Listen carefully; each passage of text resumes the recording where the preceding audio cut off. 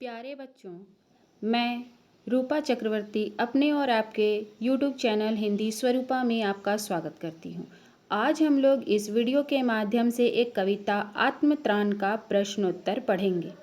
आत्मत्राण कविता कविवर रविंद्रनाथ ठाकुर जी द्वारा लिखित बांग्ला कविता का हिंदी अनुवाद है। इस कविता में कवि ने प्रभु से, ईश्वर से सब कुछ कर सकने में सामर्थ्य जानते हुए भी अपने आत्मसम्मान की रक्षा स्वयं करते रहना चाहते हैं। वे केवल भगवान से इतना चाहते हैं कि प्रभु उन्हें केवल विपत्ति काल में हिम्मत न हारने की शक्ति दे। कवि स्वयं संघर्ष करके आगे बढ़ना चाहते हैं। वे विपत्तियों से बचना नहीं चाहते, सिर्फ आत्मविश्वास और हिम्मत से विपत्तियों का सामना करना चाहते हैं। आत्मविश्वास और हिम्मत से विपत्तियों का सामना करते हुए आगे बढ़ना चाहते हैं। चलिए अब हम लोग इस पाठ का प्रश्नोत्तर पढ़ेंगे। पहला प्रश्न है, कवि किससे और क्या प्रार्थना कर रहा है? इसका उत्तर होगा, कवि भगवान से स्वयं को सहनशील और धैर्यवान बनाए रखने की प्रार्थना कर रहा है।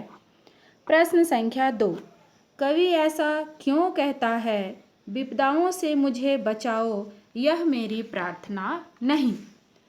कवि ऐसा इसलिए कहता है क्योंकि कवि नहीं चाहता कि प्रभु उसे विपदा से बचाए। हाँ, वह सिर्फ इतना अवश्य चाहता है कि प्रभु उसे विपदा में धैर्यवान बनाए रखे, ताकि वो अपने आने वाले समस्याओं से स्वयं लड़ सके। प्रश्न संख्या 3, दुख की घड़ी में कवि की क्या अपेक्षा है? इसका उत्तर कैसे लिखेंगे? दुख की घड़ी में कवि की बस इतनी सी अपेक्षा है कि दुख में कोई सहायता करने वाला मिले या न मिले, वह स्वयं ही दुख पर विजय पा सके, इतना शक्ति प्रभु उन्हें दे। प्रश्न संख्या 4, सहायक न मिलने पर भी कवि क्या प्रार्थना करता है? इसका उत्तर होगा, सहायक न मिलने पर भी कवि स्वयं ही दुख में विजय प्राप्त कर पाने की प्रार्थना करता है। प्रश्न संख्या 5, कवि किस दिशा में भी मन में क्षय नहीं मानेगा? कवि को यदि संसार में हानि भी उठाना पड़े और यदि संसार में धोखा देना ही लाभ माना जाए तो भी मन में क्षय नहीं मानेगा। ठीक है। प्रश्न संख्या 6, सुख के दिनों में कवि ईश्वर का स्मरण किस रूप में करना चाहता है? इसका उत्तर होगा, सुख के दिनों में कवि ईश्वर का स्मरण नतशिर होकर अर्थात सिर झुकाकर करना चाहता है। प्रश्न संख्या 7, आत्मत्राण कविता के शीर्षक की सार्थकता स्पष्ट कीजिए।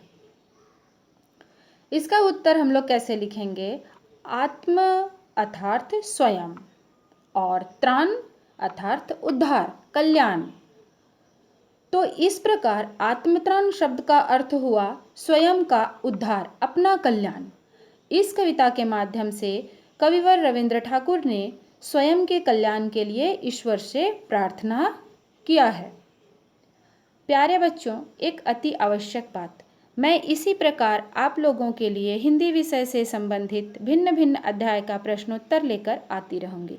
यदि आपको लगता है कि वीडियो उपयोगी है तो कृपा कर सब्सक्राइब करके बेल आइकन प्रेस कर लें, ताकि अगले अध्यायों से संबंधित प्रश्नोत्तर आप तक पहुँचते रहे। तब तक के लिए धन्यवाद। फिर मिलेंगे।